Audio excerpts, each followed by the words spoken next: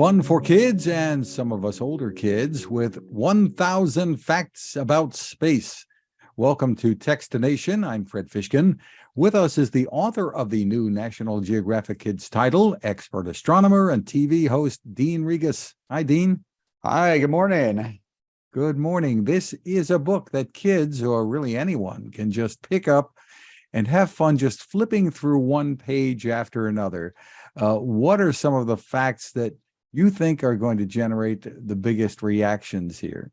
Well, it's a tough pick because with all 1,000 of these are some pretty fun things. Some are a little bit easier that you might know about, like Jupiter is the largest planet in the solar system, but some are a little bit more tricky that, that there's a giant Grand Canyon on Mars that's 5 miles deep and the size of the United States, and that there's these stars that are out in the nighttime sky that are so large that they make our sun look like teeny tiny little flashlights.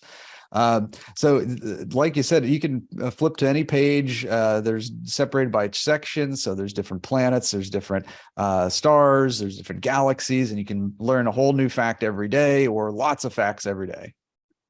And you highlight one, I think, on the cover, even diamonds in the clouds on Jupiter.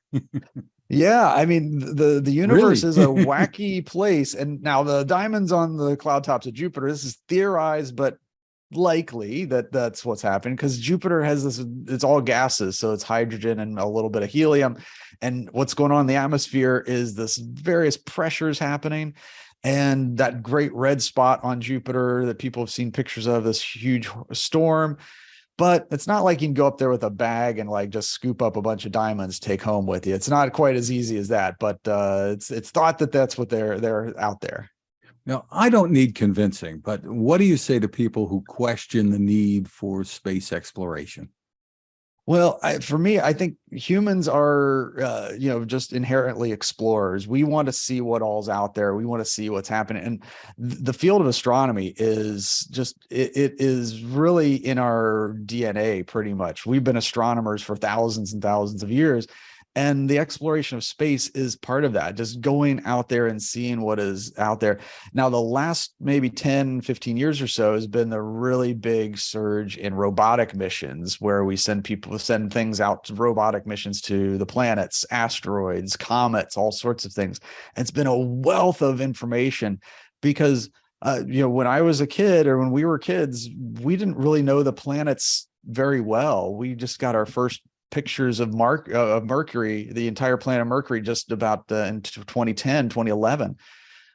So we didn't really know what these things were like, and we're kind of filling in the maps. But it also leads to these great technological advances, and just this technology we're using here has a lot to do with the space program. Being able to communicate with astronauts out in space has led us to be able to communicate with each other very easily. And just last year, some really impressive accomplishments, I think. The Webb Space Telescope, the first American space tourist mission, right? SpaceX, and the launch of Artemis 1. A lot going on. Well, definitely a lot going on. And so it's starting to move back to piloted missions again, where we're starting to send people back. And this is kind of an ebb and flow with NASA. There's always, let's send people up there, then let's send robots up there. There's a cost benefit analysis going on here. The private spacecrafts is an interesting wrinkle also, because it's always thought, okay, this is just a government thing that they're going to be doing. You need that kind of funding to make a space program. But that there's other groups, private individuals and companies that are taking this on is kind of exciting. But I'm kind of curious. What do you think? If they offered you a seat, would you go up there for a short trip? What do you think? In a second. In a second. All right. Yeah. I would do it for, let me think. I'd go to the moon and back. I'd be about a week journey. Going to Mars, I don't think I'm quite ready for that. Well, I grew up, I'm a little older. I grew up with the Mercury, the start of all of this, and the Gemini and Apollo missions, and just grew up with that. And a book like this, I think, can get kids enthused all over again about space. What are you seeing with young people today? And they see so much realistic looking stuff on TV, right? Yeah, to me, there's nothing like seeing the real thing. And so my hope with this book is it gets kids excited about the subject of astronomy. It can appears that sometimes to be intimidating of subject because the vastness of the universe. And I wanted to make something that's kind of more approachable and bite-sized. And I just think like out of all these 1,000 facts, at least 5 of them are going to make you start to think a little bit. And if any of those start to spark some imaginations, I'm all for it.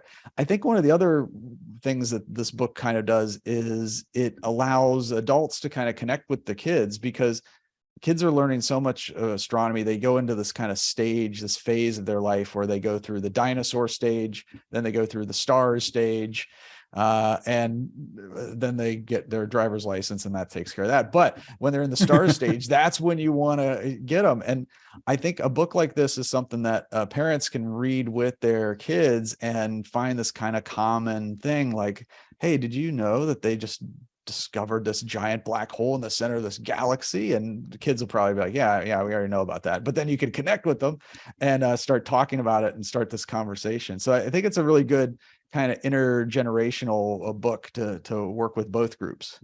Was there any particular thing that ignited you on your journey to become an astronomer?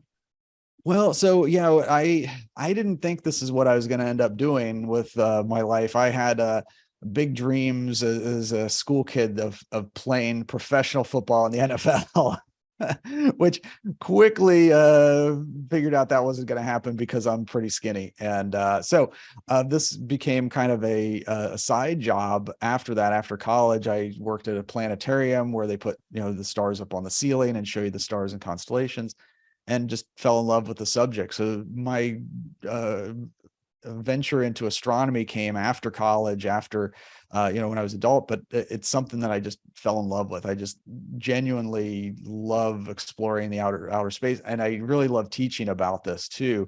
So I've been the astronomer at the Cincinnati Observatory since 2000. And I give talks all around the country about astronomy, trying to popularize the subject. And it's one of just a field I would have never imagined this is what I was going to do with my career.